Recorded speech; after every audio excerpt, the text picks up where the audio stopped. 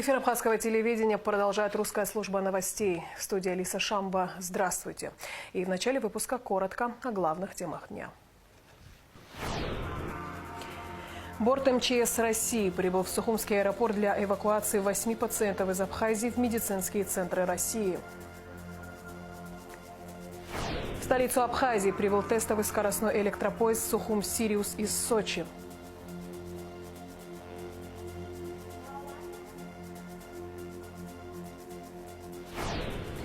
В Абхазии продолжается диспансеризация школьников. Осмотр проводят медики Национального медицинского исследовательского центра здоровья детей Минздрава России.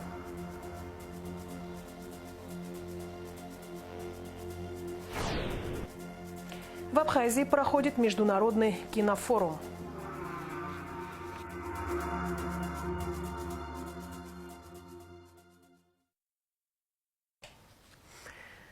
Специальный борт МЧС России прибыл в Сухумский аэропорт для эвакуации 8 пациентов из Абхазии в медицинские центры Российской Федерации.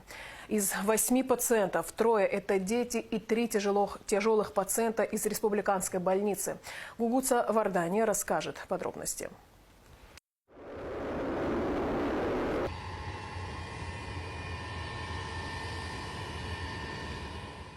Международный аэропорт Сухум принимает уже второй рейс из Москвы с момента реконструкции. На этот раз в воздушной гавани приземлился спецборд санитарной эвакуации МЧС России. В международный аэропорт Сухум имени Владислава Григорьевича Ардзенба прибыл самолет МЧС России. Отсюда в профильные российские медучреждения направится 8 пациентов из республиканской больницы. На борту самолета специалисты, врачи Федерального центра медицины катастроф Российского Минздрава и Министерства по чрезвычайным ситуациям России.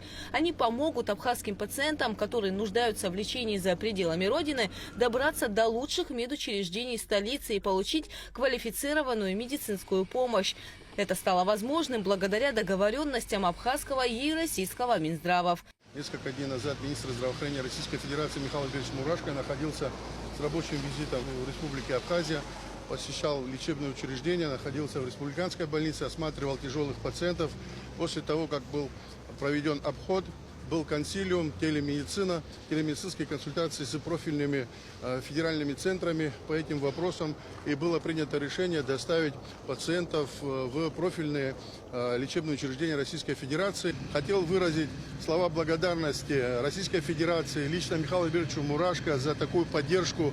По его поручению сегодня сотрудники Федерального центра медицины катастроф совместно с МЧС, Министерством по чрезвычайным ситуациям Российской Федерации организовали вот такую вот акцию. Город Сухум, самолет, город Москва. Поэтому вот такое сотрудничество между нашими странами, оно выходит на совершенно другой уровень. Я имею в виду нашу медицинскую составляющую. Эти все вещи, они согласованы. Эта ситуация держится на контроле лично у министра здравоохранения Российской Федерации Михаила Альбертовича Мурашко. Мы буквально вчера по этому вопросу созванивались, общались. И вот такое вот начало хорошее. Дай Бог, все получится и спасем жизни людей.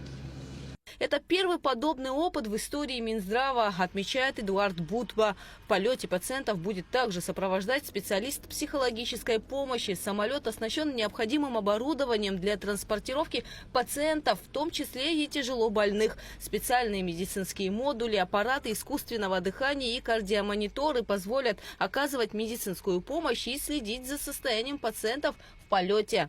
Из 8 пациентов 3 – это дети. Девочки и мальчик.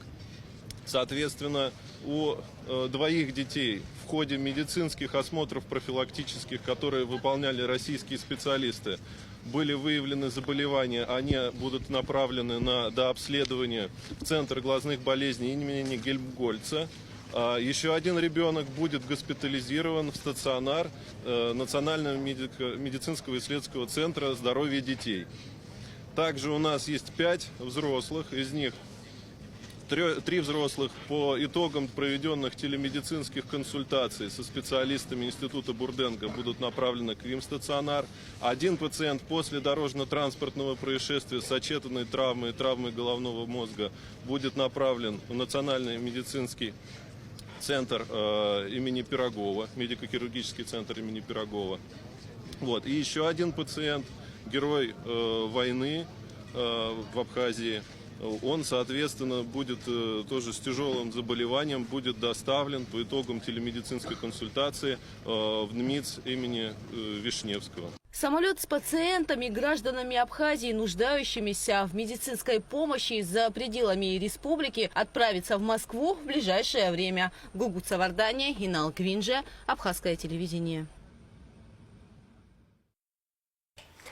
В столицу Абхазии прибыл тестовый скоростной электропоезд «Сухум-Сириус» из Сочи. Время пути на новой электричке между Сириусом и Сухумом составляет 3 часа 20 минут. Прибытие электропоезда встретила наша съемочная группа. Репортаж Адицы Сагария.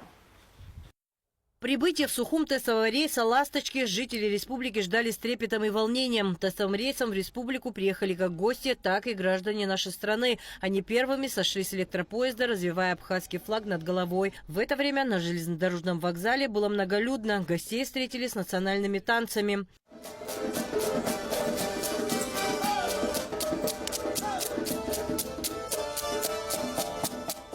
Сегодня историческое событие. Сегодня первая «Ласточка». Мы с Имеретинского курорта приехали сюда, в нашу столицу, в нашу прекрасную республику, с таким комфортом. «Ласточка» – один из самых комфортабельных видов передвижения для дальних маршрутов благодаря ряду особенностей. Уютные салоны междугороднего типа. В них есть мягкие кресла с регулируемыми спинками, просторные проходы и панорамные окна. Гости, приехавшие этим рейсом, довольны и счастливы. Ой, отлично доехали. Такая замечательная погода. Настроение супер. Мы приехали для того, чтобы познакомиться с молодежью в Республике Абхазия, для того, чтобы обмен опытом состоялся. Да и вообще мы приехали с замечательными эмоциями, с хорошим настроением и готовы дружить и налаживать взаимосвязь между нашими странами.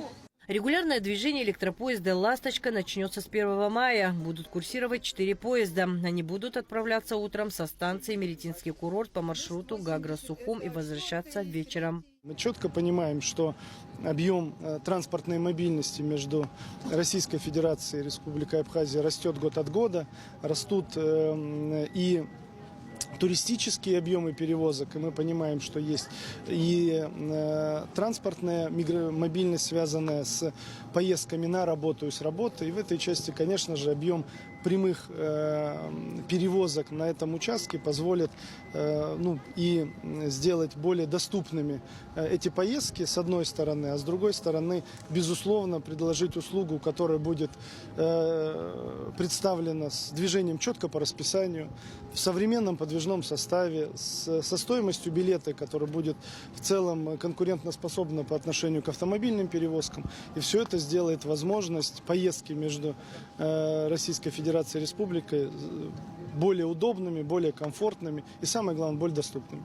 Для запуска «Ласточки» в Абхазию представителями Абхазской железной дороги была проделана колоссальная работа, в первую очередь по подготовке инфраструктуры. Абхазская железная дорога красивая, но с точки зрения инфраструктуры сложная. Конечно, нужно было привести в порядок искусственное сооружение, габариты приближения при следовании поезда, повысить скорость, обеспечить безопасное проследование горловин станций, одноуровневых пешеходных переходов и переездов. Вся эта работа была выполнена, соответствующее расписание составлено, и сегодня мы с вами оказались свидетелями этой поездки. Сегодня мы наблюдаем финальную стадию вопроса, которым мы занимаемся на протяжении целого года. Да. Как вам известно, 2 раза тестовые рейсы осуществлялись до Сухума. Все, что сказал Иван Николаевич, это на самом деле большая работа 2, так скажем, компаний. И специалистов РЖД, и специалистов Абхазской железной дороги. Мы сегодня видим, что результат есть. Все недочеты, все замечания технического характера исправлены. И вот сегодня мы можем официально заявить, что с 1 мая «Ласточка» начнет свое регулярное сообщение. Машинистам и инструкторам Кириллом Тищенко сегодня была проведена ознакомительная поездка для локомотивной бригады. Есть еще, так сказать, над чем поработать, но коллеги с Абхазской железной дороги уже провели достаточно хорошую работу, которая позволяет совершать такие рейсы. Помимо «Ласточки» рейс будут обслуживать и другие электропоезда, которые тоже являются современными санитарными комплексами с кондиционированием, что в туристическое время особенно важно. Адис Сагари, Эльдар Дамиров, Абхазское телевидение. На электропоезде «Ласточка» приехали активисты движения «Первых», деятельность которых направлена на содействие проведению государственной политики в интересах детей и молодежи. Организация способствует улучшению образовательного процесса, делая школьную жизнь многогранной и интересной. Они приехали в Сухум с подарками. Учащимся второй средней школы преподнесли настольные и развивающие игры, а также разнообразные школьные принадлежности. Активисты рассказали о проектах и возможностях движения «Первых». На данный момент организация объединяет 10 миллионов детей по всей России. Главная цель – создавать возможности для личностного роста детей и развития страны в целом. Сегодня мы знакомим наших ребят с различными проектами, которые существуют в Российской Федерации. Это, например, одно из движений «Первых». Вот. К нам приехали также специалисты из проекта, который называется «Навигаторы детства». Также к нам приехали спортсмены. Вот у нас два мероприятия. Одно мероприятие в школе, другое мероприятие в колледже проходит. Поэтому детям интересно, они будут задавать вопросы, участвовать в играх, в конкурсах. И потом будут, как говорится, уверенно принимать участие во всероссийских конкурсах. У нас такая возможность появилась, как вы знаете. И вот такие проекты для нас, они, конечно, очень важны. Я рад, что вместе с электричкой, которая теперь у нас будет курсировать, прибыли такие замечательные специалисты, с кем мы уже знакомы. И вот их визит первый в Абхазию для нас очень знаковый. Я благодарю руководство России за эту возможность. 27 февраля в Абхазии отмечают День работника средств массовой информации. Исполняющий обязанности президента Абхазии Валерий Бганба поздравил работников СМИ с их профессиональным праздником. В народе ценят ваш труд и служение Родине. В самые сложные годы для республики работники СМИ доносили миру правду о событиях, происходивших в Абхазии. Многие из вас с оружием в руках защищали свою родину, теряя друзей и коллег. Сегодня мы по праву гордимся отечественной журналистикой, отмечается в поздравлении. Спикер Народного собрания Лаша Ашуба поздравил работников СМИ с их профессиональным праздником. Лаша Ашуба выразил благодарность за вклад в развитие средств массовой информации Республики Абхазия, за преданность своему делу и создание талантливых, актуальных журналистских материалов. Он пожелал работникам СМИ благополучия и успешной реализации новых планов. Союз журналистов Абхазии подвел итоги конкурса, посвященного 150-летию со дня рождения Дмитрия Иосифовича Гулия «Абрисоп Сара». Конкурс проводился в 2024 году совместно с Госкомиссией по празднованию юбилея патриарха абхазской литературы. В номинации «Телевидение» первой премии удостоена наша коллега Инна Хаджимба за телепроект «Сахара Сапсадгил». В номинации «Печать» первая премия присуждена за очерк «Соловьиная песня Вахтангу Абхазо», газета «Республика Абхазия». В номинации «Радио и информационное агентство» победители Элеонора Кугоня и Инна Лазба и «Спутник Абхазия» за радиопередачу «Феномен Дмитрия Гулия». Исполняющий обязанности президента Валерий Бганба поздравил с днем рождения главу Республики Адыгея Мурата Кумпилова. Народы Адыгеи и Абхазии объединены общим культурным пространством. Нас связывают крепкие братские отношения. Хочется отметить ваш вклад в укрепление дружеских связей между Республикой Адыгея и Республикой Абхазия. Уверен, что совместными усилиями наших народов мы сможем обеспечить развитие и наращивание абхазо-адыгского сотрудничества в разных сферах, говорится в поздравлении.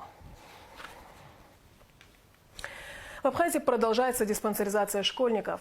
Осмотр проводят медики Национального медицинского исследовательского центра здоровья детей Минздрава России. О том, как проходит диспансеризация в городе Гудаута, в материале Алики Трапш. В средней школе номер 3 города Гудаута диспансеризацию проводит бригада врачей из Адыгеи. Ранее они же осмотрели школьников из 5-й школы города. В общей сложности в районе ими уже осмотрено порядка 300 школьников. Основная масса выявленных патологий связана с опорно-двигательной системой и лор-заболеваниями, отмечают специалисты. Больше всего выявляется это нарушение осанки, есть очень незначительно, но в большинстве случаев. И, конечно же, плосковальгусные постановки и стоп, и формирование, и все остальное. У более детского возраста, первый, второй класс, это плосковальгусная постановка, более взрослого сейчас, которая рассматривается. Больше всего выявляется это сколиозные деформации грудопоясничного, у кого грудного, грудопоясничных отделов позвоночника. Родителям будут передаваться те рекомендации, которые им нужно выполнять в течение большого промежутка времени, чуть ли не до 18 лет, чтобы когда формируется весь организм ребенка. Перед диспансеризацией у школьников берут общий анализ крови и мочи. Затем с результатами анализов они идут на осмотр к узкопрофильным специалистам – педиатру, хирургу, эндокринологу, психиатру, офтальмологу, урологу и другим.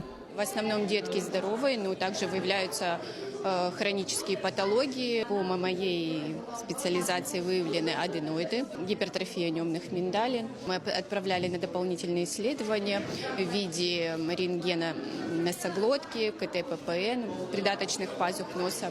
Да, это в рекомендации даны были. Диспансеризация помогает своевременно выявлять и предотвращать возможные заболевания у школьников. Она проводится бесплатно на добровольной основе с согласия родителей. Все полученные данные будут оцифрованы и переданы в местные поликлиники для дальнейшего наблюдения за состоянием здоровья детей. Мы передадим эти карточки в поликлинике по месту жительства. Ну и еще мы сведения об осмотрах передаем в Центр здоровья детей. Они совместно с местным руководством будут уже, исходя из того, какая патология, где должна проходить лечение, они будут перенаправлять либо на местном уровне. Масштабная диспансеризация школьников проводится на основании договоренности Минздрава Абхазии с Российской Федерацией. Она охватывает как городские, так и сельские школы. Диспансеризация будет проходить до мая месяца включительно. Алика Трапшада Мурджения, Абхазское телевидение. В честь 80-й годовщины Великой Победы дипломаты посольства России в Абхазии от имени президента Российской Федерации Владимира Путина вручили проживающим в республике ветеранам Вадинской, Дорофеевой, Мологлы и Христиановой юбилейные медали в 80 лет Победы в Великой Отечественной войне. Абхазия стала второй страной, где проходит «Эхо Евразия Кинофест» и еще одной площадкой профессионального киносообщества. Это своеобразный эпилог или дополнение прошедшего в октябре фестиваля «Евразия Кинофест». Форум дает возможность представить еще больше работ участников и расширить кинопространство. Ульяна Рожкова расскажет подробнее. Евразия Кинофест – это международный фестиваль, объединяющий кинематографистов, продюсеров, актеров и зрителей стран Евразийского экономического союза. Он стал ключевой площадкой для диалога и сотрудничества в сфере киноиндустрии, развития совместного кинопроизводства и популяризации культурного наследия евразийских народов. В этот раз фестиваль посетил и Абхазию. Сегодня мы находимся в республике Абхазия. Такое было принято решение, что наши ближайшие друзья, соседи, мы должны сегодня провести здесь этот кинофорум, показать еще раз кино лучше, в том числе дать образовательный модуль, потому что есть кинематографисты, которые сегодня очень важны и ценны, и мы хотим им не просто показать кино, но и дать профессиональный навык. Мы проводим здесь сегодня образовательные программы. Это у нас помимо круглого стола о развитии кинематографа мы даем мастер-классы по режиссуре, операторскому мастерству, актерскому мастерству. То есть даем сегодня возможность получить профессиональный навык от профессионалов-мастеров, которые уже имеют какие-то звания и титулы. Фестиваль проходил в Москве с 17 по 21 октября прошлого года. Зрителям показали десятки авторских и короткометражных фильмов, полнометражные кинопремьеры. Прошли мастер-классы от ведущих специалистов индустрии и оживленные дискуссии о будущем кино в общем пространстве. Среди лучших работ, представленных на фестивале Евразия Кинофест, на форуме показали и картину абхазского режиссера Наура Гармелия «Последняя цена». Напомню, что Наур Гармелия победил в номинации «Лучший режиссер».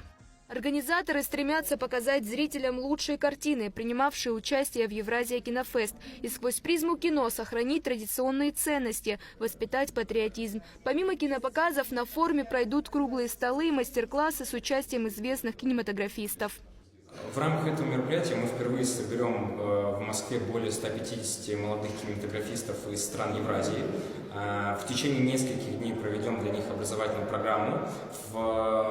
Это будет погружение в кино. Каждый из них пройдет через все ключевые процессы создания кино. И на выходе у нас будет 8 команд в странах, которые способны создавать самостоятельный проект.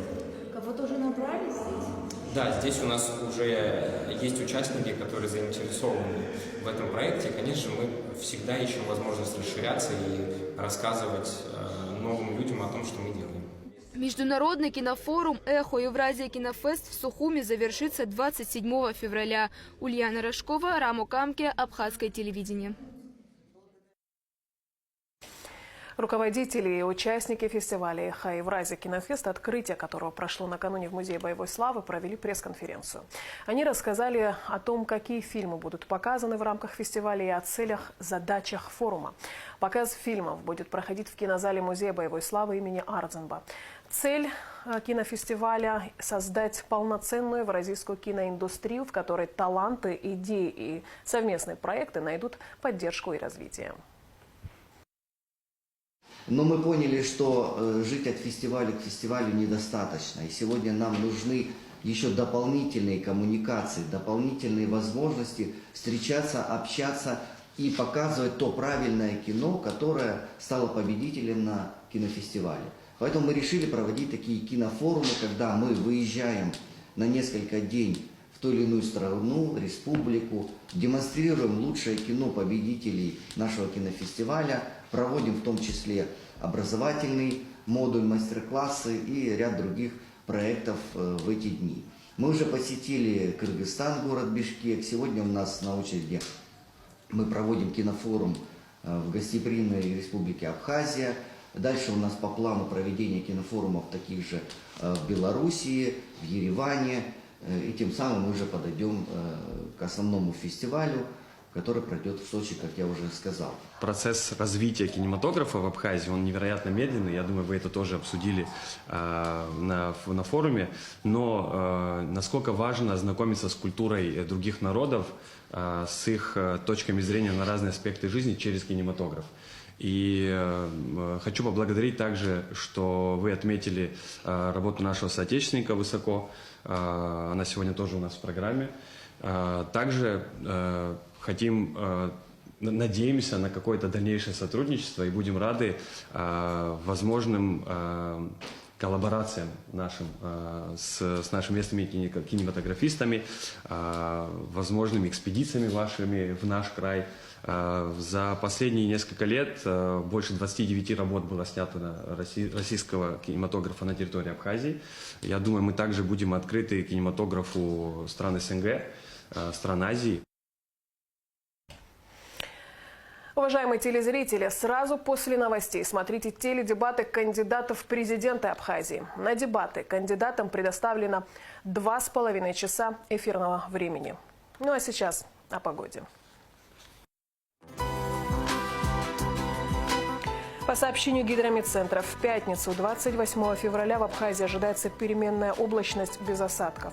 Температура воздуха ночью -3 +2, днем +3 +8. Температура морской воды +8.